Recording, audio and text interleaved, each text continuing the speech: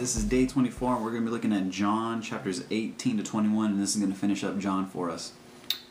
John chapter 18, this is kind of the the closing, the coming to the closing end, where we have his betrayal, Peter's denial, and that they end up trading Jesus for Barabbas.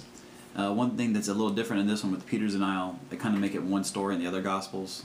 But this one is kind of like he denies him once, something happens, denies him again, another event happens. So, it's kind of mixed in with all the events happening at the same time. Let's see, the location of it is the Kidron Valley. And I was looking some stuff up with it, and one of the places I found was 2 Samuel 15:23. And so this is kind of like where David crossed. And I mean, if you just read that scripture just out, it is out of context, but, it says that David and the people, they were weeping. I was reading the rest of the chapter. I'm trying to see what comes along, but I just found it interesting that the same valley where Jesus is being betrayed is the same valley where King David and the people are weeping in another text in another scripture. So there may be I may be reading into it a little bit, but I of course did not properly do an exegesis on it, but because I know that story is talking about something else, but I just find it ironic or coincidence or I don't know, whatever you think. 2 Samuel 15:23, check it out. And this is one thing that verse 14. I think I'm gonna butcher his name. Caiaphas. He's like one of the high priests that's there. He says this thing that that it's appropriate that one should die for many people, and that's what Jesus Christ did. And so he's actually this high priest actually prophesied about Jesus Christ, but in his mentality was that it's good for the people because they're not going to have to deal with Jesus Christ anymore. And so it's better for everybody. They can go back to following their laws and everything and do away with Jesus. And also I looked up his name in the Greek, and it means too comely. Like I don't know if it's an infinitive, but I guess essentially comely is kind of like this appearance, like an attractiveness, an appearance. And so I found it appropriate, that one of the priests would be described as that when Jesus charges them in Matthew 23 about I think it's 23 where you clean the outside of the cup but the inside is dirty, so they have this appearance. So that's just a good little word study there on that one. Then they kept trying to charge him with but they kept trying to charge him Jesus for blasphemy or whatever, civil disobedience, I don't know, and they could not find fault in him. They kept trying to find fault in him, and they couldn't find fault in him. And these scribes and these Pharisees and whoever, they're trying to charge, they're trying to get Rome to kill Jesus because Israel, or the Jewish people at the time, they were like contained within the Roman Empire, and so they didn't have the authority to do things on their own. Now their laws could deem somebody worthy of death, but it was Rome that had the authority to do so. And so that's one thing that I thought just was pretty interesting. And this, let's see, verse 32 would have had been I think, I don't know how all the ways the people were put to death according to the laws of like Leviticus and Deuteronomy, but stoning was a common thing. However, and I was thinking about maybe doing an apologetic point of view on this, that the uniqueness of the crucifixion, because that wasn't the way that they were appointed to die according to the law. And so it's interesting how the Jewish people were incapable of maybe putting him to death according to their law, but and I make reference to that in another one. And the reason I make that up is because they say that we cannot kill according to according to the law. Like we cannot put one to death. And so I was kind of trying to figure out the reason why they were saying that. And this is what I got. This is what I'm giving you is what I got from it. But what I thought was interesting is crucifixion was not the common way of killing people back in when the commandments were given. And so there's something very unique about it, and therefore we have these images of the Messiah being pierced for our iniquities, and being cursed on a tree. Crosses were made out of wood, and so we see this kind of connection and God's planning to have it happen being fulfilled at this time. Let's see, verses 38, 39. Okay, yeah. And then I guess so essentially so they're appealing to the, was it Pontius? Was it Pilate? I don't know if it was Pilate at this point. I didn't write it down. Silly me. But they're appealing to him, because they're saying well, he says he's a king, so they're actually appealing for them to, to charge Jesus on the fact that he's an enemy of the state, and that's where they kind of end up getting him, in the end, that, if you're, if you're not a friend of Caesar's and you're, or something like, I forget what they say, but essentially that's what they were doing. They were making Jesus out to be an enemy of the state, that he had his own kingdom, and this kingdom was contrary to the kingdom of Rome, and that he deserved to die based on this, premise. And so we see this struggle that exists as we go into chapter 19 with Pilate. And so I guess it was Pilate in the first chapter, or in 18. And so we see this struggle, and it reminds me of Pharaoh. Like Pilate, it's like you see him, he's like, he's confused, like the language that's used in the text, they said that he was, that he's the son of God, and he gets nervous and he goes back and he's talking to Jesus. And so you just see this, man that's kind of like, well, what is it? I feel like so kind of desperate for him. That's how I feel about Pharaoh, I'm like, man, he could let the people go, just let them go, like I just feel that way. And I feel the same way when I was reading this about Pilate too. That's my own personal feelings. I'm not saying that, they're images of each other for that one. Let's see. And then Pilate says, don't you know that I have the authority to, let you go?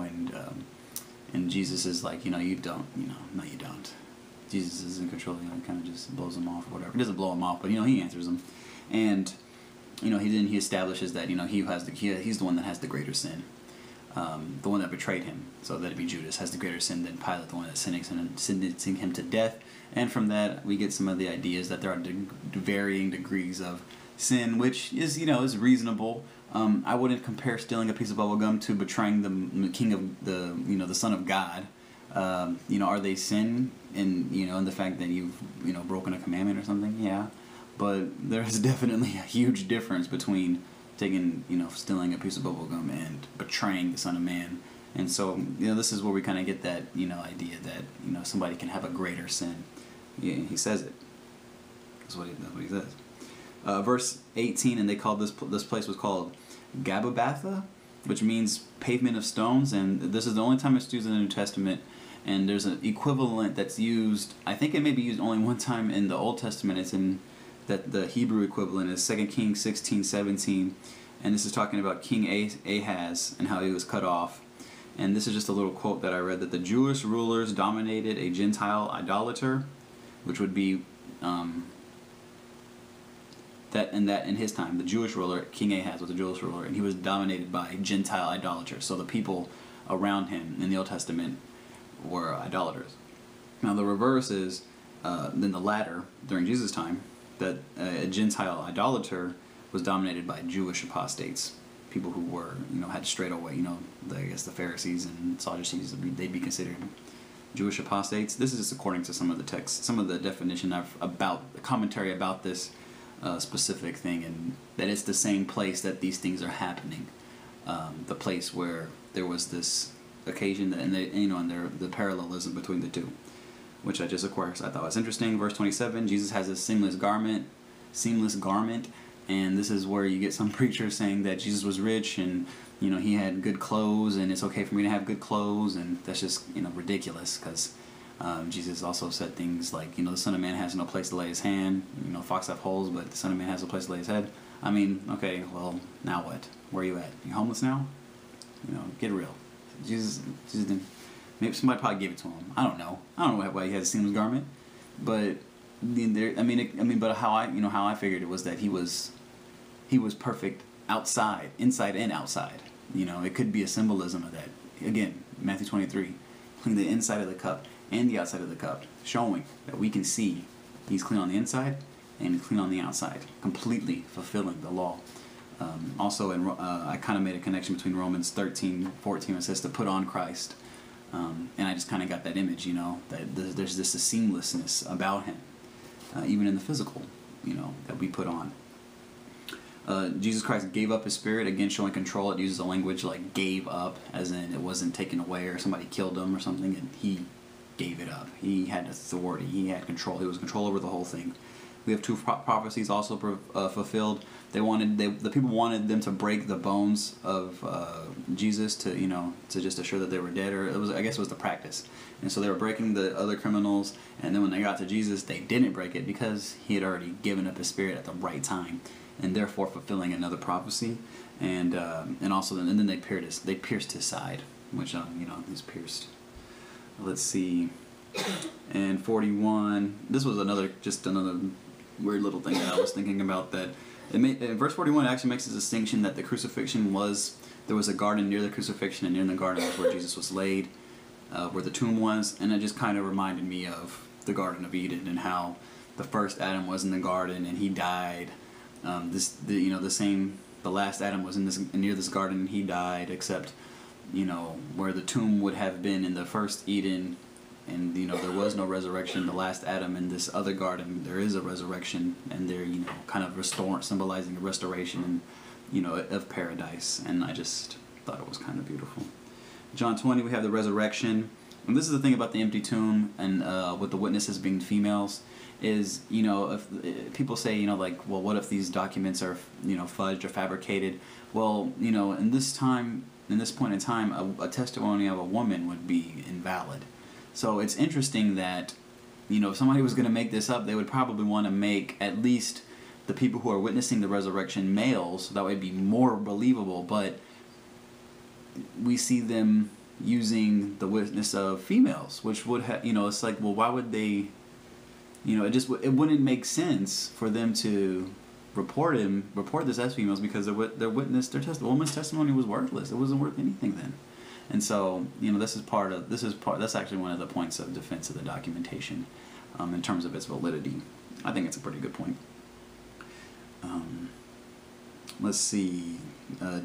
So Mary sees them. She's gonna cling. She's trying to cling to them and cling to Jesus, and Jesus is like, it's not time. And so he's still moving. He's still making, I guess, a transition, and he still has other work to do too, because he's gonna start ministering to everybody. Let's see. Verse 19:23. This is where he shows his hands to Thomas, and this is where he also ordains them that if you forgive, it will be forgiven, and if you withhold forgiveness, it will be withheld. And so I've kind of always been curious about that. Was it only for the apostles? Is it for church leadership? I don't know myself. Because I'm following in Christ and follower of Christ, do I myself have this authority? I wouldn't dare say somebody is forgiven, but we do counsel and we do minister people, and that is something that we do have to remind people of, that that they are forgiven. So I don't know if it's the same thing as me declaring it or me just reminding them of what Jesus Christ did. So that's just something that I think about when I read that. In 29, this is a very great in this, because this really pertains to us. He says, "Blessed are those who have seen, but or you believe because you have seen, but blessed are those who believe and who have not seen." And we have to acknowledge how blessed we are for believing in Jesus Christ and not having seen the things that they saw. We are so blessed, and Jesus Christ is the one that says that. In verse 30-31, it's kind of a little outage of it, but it's like it kind of gives you the reason why the book is written all of a sudden, before it ends in chapter 21, and it says the purpose of this book was written so that we may believe. So the whole purpose is just the witness, the testimony of it. Verse 21, he appears to 7 disciples, being Peter, Thomas, Nathaniel, James, John, and 2 other disciples. It doesn't name them. And I think it's just so interesting this is where we'll close. This last chapter is because we see the same kind of things that Jesus was already doing throughout the gospel. As a matter of fact, the first miracle, they went to go fishing. They're like, hey, let's go fishing. And, Jesus died. Okay, let's go back to what we were doing. That's all that's what they knew. So they go back, and Jesus performs this, the same miracle, and they overload the boat with the fish, and Peter's reaction is, I'm going to put my garment on, and I'm going to go out to. He puts his garment on, and he goes out to meet him, which I think is an interesting thing, because it makes me think of how, well, one, what's our response to when we see God? What will our response be when we do see Jesus? And 2, I don't know if the garment is a symbol, symbolizes, maybe the garment that covers us, so that way we can be in the presence of God. Put on Christ, right? Romans 13:14, to put on Christ, we have to put it in order to go out there where He's at. So it just makes me think, and it makes me think how I come to God, how I come before God. Let's see, and also He does the same. He asks for they ate bread and they had fish, and it's like the miracles were they had the bread, they had the fish, and so I think this really shows how personal God is, and how He's that's how a father teaches repetition. Whenever you have to tell the little kid over and over again the same thing, And we see a loving God telling his children the same thing. And also I think it's interesting that Jesus was eating food. That's interesting. He's eating food. So this new body allows you to eat food still. Then we have the restoration of Peter, and this is interesting language. Because Jesus says, and this is in the Greek. You're not going to get this when you read the English, but Jesus asks him, "Do you love me?" And when he's asking them and love me, he's in the Greek it's agapo. I don't know how it says. It's not agape, but the tense is different. But do you love me? And Jesus, and then Peter's reply is, "Yes, I love you." But he says phileo.